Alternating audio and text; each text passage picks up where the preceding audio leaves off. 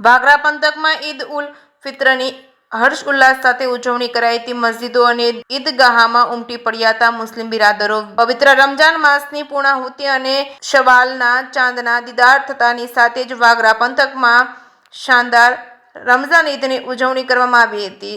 આ એક મહિનાના કઠિન રોજા અને રાત દિવસની ઇબાદત બાદ મુસ્લિમ બિરાદરો માટે ઈદનો દિવસ ખૂબ જ ખુશીનો અને સોગાત લઈને આવ્યો હતો। વહેલી સવારથી સમગ્ર પંથકમાં ભક્તિમય અને ઉત્સાહભર્યું વાતાવરણ જોવા મળ્યું હતું, જ્યાં પરંપરાગત શ્રદ્ધા સાથે આ પર્વની ઉજવણી કરવામાં આવી હતી। વાગરા નગર સહિત તાલુકાના ગ્રામ્ય વિસ્તારમાં વહેલી સવારે ઈદગાહ અને વિવિધ મસ્જિદોમાં ઈદની વિશેષ નમાઝ અદા કરવામાં આવી હતી। મુસ્લિમ બિરાદરો મોટી સંખ્યામાં ઉમટી પડ્યા। આ વેળાએ ધાર્મિક વડાઓ દ્વારા માનવતા, શાંતિ અને પરસ્પર પ્રેમનો સંદેશો આપવામાં આવ્યો હતો। નમાઝ પૂર્ણ થયા બાદ બિરાદરોએ એકબીજાને ગળે મળી ઈદની મુબારકબાદી પાઠવી ખુશીઓ વહેંચી હતી અને આ પવિત્ર અવસરે દેશમાં અમન ચેન જળવાઈ રહે અને કોમી એકતા મજબૂત અને દરેક નાગરિકો નિરોગી તથા પ્રગતિશીલ બને તેવી વિશેષ દુઆ માંગવામાં આવી હતી। વાગરા નગરમાં ઈદની રોનક વિશેષ જોવા મળી હતી, જ્યાં બાળકોથી લઈ વડીલો સુધી સૌ કોઈ નવા વસ્ત્રો સજીને પર્વમાં સહભાગી થયા હતા।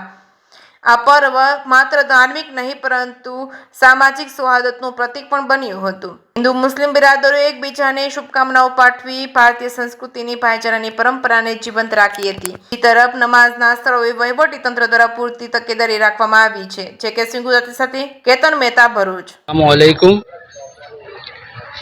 તમામ બિરાદરાને ઇસ્લામ અને તમામ દેશવાસીઓને અને ખાસ કરીને વાગરાના ભાઈઓ તથા બહેનોને ઈદ ઉલ ફિત્રની ખૂબ ખૂબ મુબારકબાદ। ઈદ ઉલ ફિત્ર એ અલ્લાહ તરફથી બંદાને એક ઇનામ છે। કેમ કે મુસ્લિમ ભાઈઓ બહેનો પૂરો મહિનો રોજા રાખે, તાપ તડકાની તકલીફો વેઠે, ઇબાદત કરે, એની ઉપર સબ્ર કરે, પછી મુસલમાન એમની તાકાત મુજબ સદકા કરે, ખૈરાત કરે, એમની તાકાત મુજબ જકાત આપે, ગરીબોની મદદ કરે। એટલે રમજાન મહિનો તકલીફ વેઠવાનો, એની પર સબર કરવાનો અને બલિદાન આપવાનો મહિનો છે। એટલે એ બલિદાન અને તકલીફના રૂપે અલ્લાહ તાલા ઈદ ઉલ ફિત્રના નામે બંદાઓને ઇનામ આપે છે।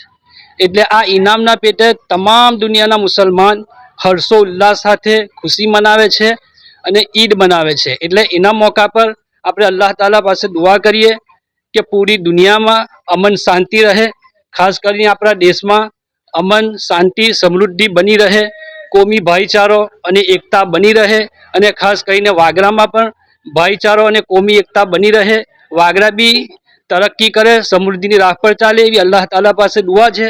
અને ફરી એકવાર ઈદ ઉલ ફિત્રની તમામ ભાઈઓને મુબારકબાદ।